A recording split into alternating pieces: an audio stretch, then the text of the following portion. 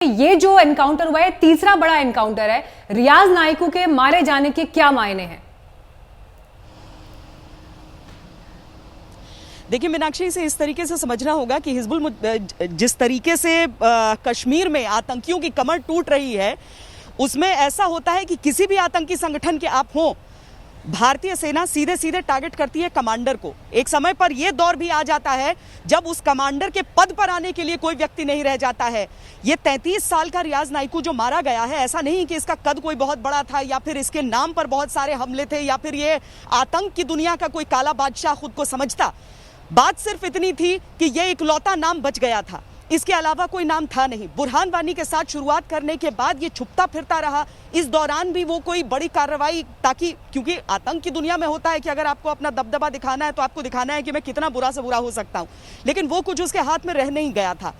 इसीलिए इसे चेज तो बहुत समय से किया जा रहा था, लेकिन अभी तक ये बार बार बचकर निकल जाता था किसी तरीके से हमारे सुरक्षा बलों के सामने से। तो हम अगर सीधे तौर पर रियाज नाइकू के इस मारे जाने को देखें तो ये एक बहुत बड़ा ब्लो है पाकिस्तान के लिए, जो चाहता है कि किसी तरीके से युवाओं को बरगला कर वो आतंक के रास्ते पर लाकर छोड़ता रहे। उसके लिए एक बहुत बड़ा ब्लो है कि भारत एक तरफ देश के भीतर वैक्सीन डेवलपमेंट से लेकर कोरोना से लड़ने वाली बाकी तैयारियां भी कर सकता है, और जितने आतंकी उसके हर तरफ अपने पांव पसारने की कोशिश करेंगे उनका चुन चुन कर खात्मा भी कर सकता है। ये एक बहुत बड़ी कामयाबी उस हिसाब से। जहां तक द रेजिस्टेंस फ्रंट का सवाल है, तो ये एक ऐसा आतंकी संगठन है जिसे सिर्फ एक तरह से खड़ा किया गया है ये दिखाने के लिए कि ये कश्मीरियों का अपना है, इसमें देखिए धर्म का कोई लेना देना नहीं है, इसीलिए ऐसा अंग्रेजी नाम उसका रखा गया है। इस तरह की चीजें की जा रही हैं, लेकिन भारतीय सुरक्षा बल, उसमें सीएपीएफ भी आते हैं, उसमें भारतीय सेना भी आती है, उसमें जम्मू कश्मीर पुलिस भी आती है, जो संयुक्त लड़ाई लड़ रही है आतंकवाद के खिलाफ। वो सब पूरी तैयारी कर चुके हैं, क्योंकि ये जो समर्स होने वाले हैं, ये जो गर्मी का मौसम होने वाला है, इसमें बहुत खून खराबे की कोशिश करने वाले हैं जो आतंकी हैं। बिल्कुल श्वेता, अब आपसे ये भी समझना चाहेंगे, कुछ दिनों पहले भी आप बात कर रहे थे तमाम सुरक्षा से जुड़े जो लोग हैं, हमारे अधिकारियों से, रिटायर्ड जनरल सबसे बात कर रही थी, उसमें आपने पूछा था कि अब जो समय वाकई आने वाला है उसमें घुसपैठ की कोशिश की जाती है और पाकिस्तान एक बार फिर से, हालांकि वो भी कोरोना से जूझ रहा है, लड़ रहा है, लेकिन उसके बावजूद भी उसके मंसूबे जो हैं अपनी जगह पर वो कायम है। ऐसे में रियाज नाइकू का मारा जाना इंटरनली अगर देखा जाए तो कहीं ना कहीं इंटरनल इस तरह की घटनाओं में, छिटपुट घटनाओं में ही सही, लेकिन एक कामयाबी, एक बड़ा रोकने के तौर पर देखा जाए कि अब इस तरह की घटनाएं नहीं होंगी वहां पर। नहीं श्वेता, इसे हमें थोड़ा सा अलग नज़र से देखना होगा। हम 2010 तक अगर हम थोड़ा सा पीछे जाएं और देखें कि जब कश्मीर में पत्थरबाजी इस तरीके से शुरू हुई थी, जैसे हम पिछले कुछ समय में 370 के हटने से पहले तक के समय में हम वो भीषण पत्थरबाजी देखा करते थे। आप समझिए 2010 से लेकर 2020 के बीच में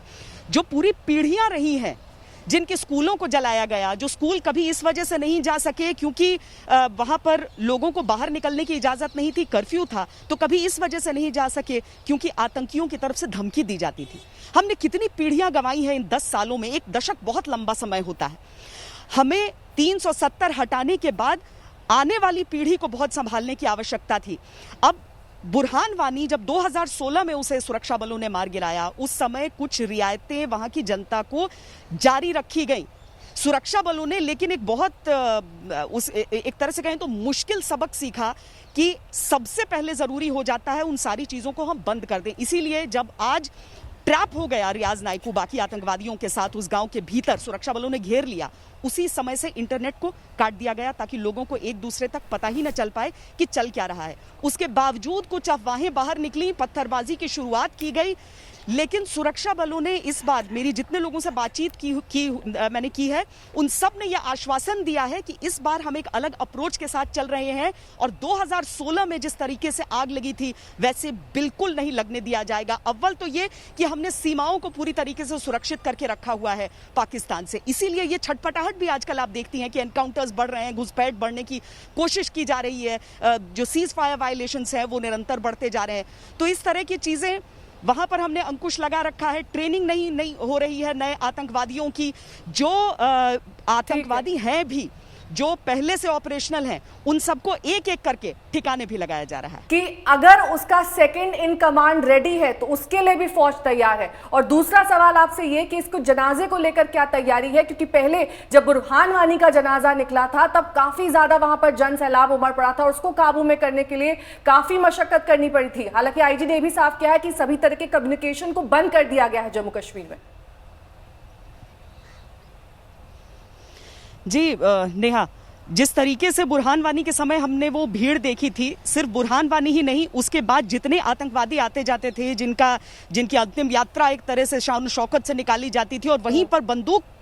पकड़े हुए कुछ आतंकवादी नजर आ जाते थे जो अचानक उस संगठन को से जुड़ने वाले होते थे। आज जैसे ही घेरे जाने की खबर आई उस समय से न सिर्फ दक्षिण कश्मीर बल्कि श्रीनगर तक में इंटरनेट को पूरी तरीके से बंद कर दिया गया है ताकि किसी भी तरह की खबर इधर से उधर और खासकर गलत खबर न निकले। अब वो परंपरा खत्म की गई है कि परिवार को सौंपा जाएगा, कोई हीरो नहीं है ये कि उनके साथ ऐसा सम्मानीय व्यवहार हो, लेकिन भारतीय सुरक्षा बलों की जो परंपरा है उसके तहत ऐसा भी नहीं है कि किसी को उसकी लास्ट राइट्स रिफ्यूज की जाए, इसीलिए अंतिम संस्कार तो होगा, लेकिन दक्षिण कश्मीर में नहीं, उत्तर कश्मीर में होगा। नॉर्थ कश्मीर की बात बताई जा रही है सेना के सूत्रों द्वारा, जगह अभी पक्के तौर पर नहीं बताई गई है, लेकिन मुमकिन है उरी या कोई और जगह उत्तर कश्मीर में ऐसी हो जहां पर इसका अंतिम संस्कार किया जाए। और जहां तक सेकंड इन कमांड की बात हो रही है नेहा, सबसे बड़ी दिक्कत तो इन टेररिस्ट ऑर्गेनाइजेशंस के लिए ये हो गई है कि कमांडर्स इतनी बड़ी तादाद में और एक के बाद एक मारे गए ऑपरेशन ऑल आउट के दौरान